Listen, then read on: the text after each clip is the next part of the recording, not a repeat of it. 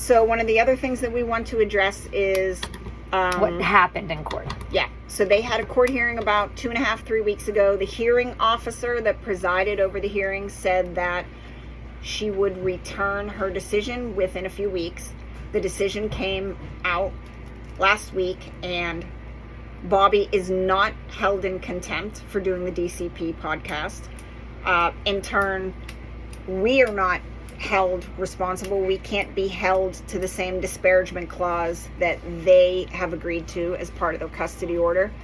There were a few other things listed in there. That court order, because it's public record, and you can find it on the Allegheny County Family Court website, we're going to try to attach it to this video so that everybody can see what was requested of both of them and how it played out. So Bobby wasn't held in contempt, but Bobby was also requesting that the courts basically set up like black and white parameters about what M's image is actually defined as, because Abby puts the emoji over her face. Bobby wants the child completely removed off the internet. Bobby's stance is your image is not just your facial features, it's your body, it's your voice. So he did technically lose that part because she found the loophole of putting the emoji on her face, but that is being appealed right immediately. And then also the hearing officer, even in so many words, telling him without telling him, said, I can only rule on these things. Right. So hearing in front of a hearing officer goes a little bit differently than it would in front of a family court judge.